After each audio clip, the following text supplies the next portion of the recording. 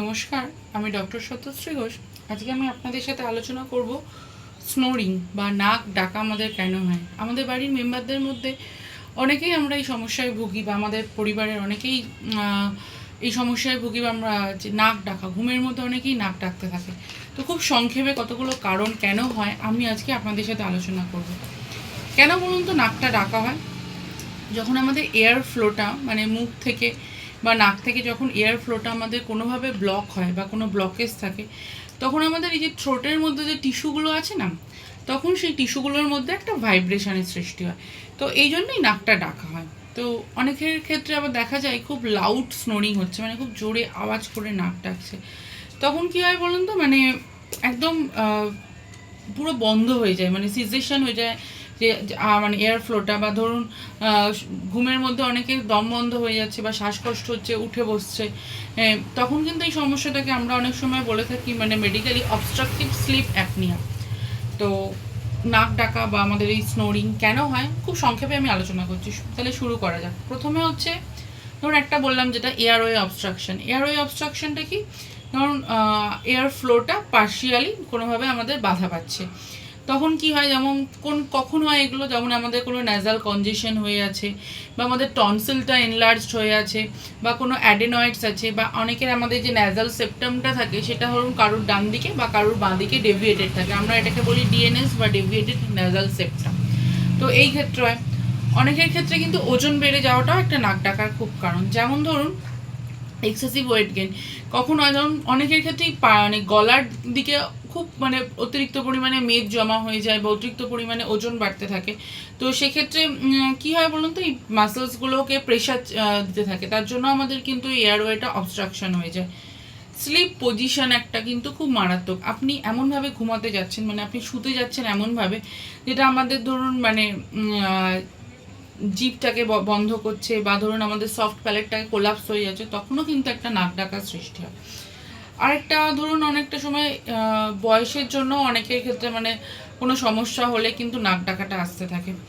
আরেকটা কথা বলতে যাবি, মানে অ্যালকোহল বা কোনো সিডেটিভ যদি কেউ নিয়ে থাকে, সেক্ষেত্রেও কিন্তু আমাদের থ্রোট টিস্যুগুলো রিল্যাক্স হয়ে থাকে, সেক্ষেত্রেও নাক ডাকা হতে পারে।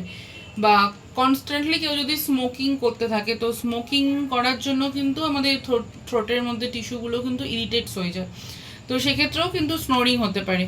বা কারোর ধরুন ন্যাজাল কনজেশন আছে বা যে কোনো অ্যালার্জি আছে, তো সেই ক্ষেত্রেও কিন্তু তাকে নাক থেকে বা নাকের কোনো অ্যালার্জির জন্যও কিন্তু তিনি কিন্তু নাক থেকে নিঃশ্বাস নিতে পারেন না, তাকে কিন্তু হাঁ করে বা মুখ খুলে নিঃশ্বাস নিতে হয়। একটা যে কথা আলোচনা করছিলাম স্লিপ অ্যাপনিয়া বা অবস্ট্রাকটিভ স্লিপ অ্যাপনিয়া, এটা আমাদের ঘুমের মধ্যে শ্বাসকষ্ট, মানে নিঃশ্বাসটাই পুরো নিতে পারে না। শুলে মানুষ যাদের এই রোগটা থাকে তারা কিন্তু শুলেই নিঃশ্বাসটা একদম নিতে পারে না। তো সেক্ষেত্রে তাদের কিন্তু মানে একটা খুব লাউড স্নোরিং হয়, বা ঘুমের মধ্যে উঠে বসে পড়ে, দম বন্ধ হয়ে যায়, এই জিনিসটা কিন্তু হতে থাকে।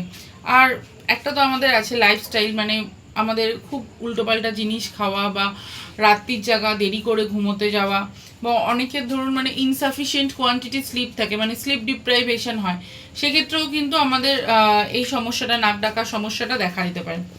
এবার যদি বলি কি করে মুক্তি পাবো, সব আগে তো আমাদের লাইফস্টাইল, ডায়েট, এগুলো তো একটু চেঞ্জ করতেই হবে। তাছাড়াও কিন্তু আমাদের খাওয়া দাওয়া, যদি যদি কারোর ওভারওয়েট হয়ে থাকে, একটু হালকা এক্সারসাইজ বা যোগা করে ওজন কমাতে পারেন। এবার কিছু হোমিওপ্যাথি ওষুধ আমি সংক্ষেপে আলোচনা করছি। আবারও বলবো, হোমিওপ্যাথি ওষুধ এইভাবে নেবেন না, নিকটবর্তী কোনো চিকিৎসকের সাথে পরামর্শ করে তারপরে আপনি হোমিওপ্যাথি ওষুধ নিন। এমন কার্বের কথা তো জানি স্লিপ অ্যাপনিয়াতে বা যে কোনো স্নোরিংয়ে খুব ভালো কাজ করে, মানে একদম ঘুমের মধ্যে একদম মানে ব্রেথটা চলে যাচ্ছে, loss of breath during sleep, বা ধরুন স্টপেজ অফ নস্ট্রিল, মানে এমন কার্বের মতো ভালো ওষুধ তো হয় না।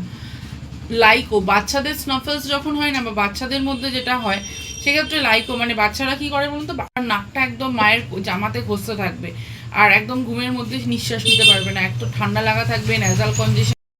আচ্ছা, যদি এবার আসি কি স্যাম্বিউকাসের কথায়, স্যাম্বিউকাস তো খুব ভালো ওষুধ, মানে স্টপেজ অফ নস্ট্রিল বা ক্ষেত্রে কোনো ক্ষেত্রে খুবই ভালো ওষুধ।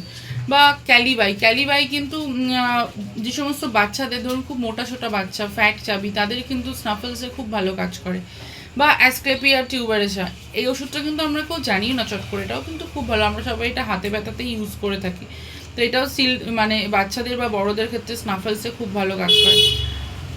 জানেন তো একটা ওষুধ মেডোরিনাম আমরা কেউ চট করে জানি না, আমাদের এসআর পাঠক স্যার বলেছেন, এসআর পাঠকের ম্যাটেরিয়া মেডিকা বই পড়তে গেলে আপনারা দেখবেন যখন স্নাফেলস অফ চিলড্রেন বা যে কোনো এরকম সমস্যাতে যে কোনো ওষুধ কাজ করছে না তখন কিন্তু মেডোরিনাম দিতে পারেন।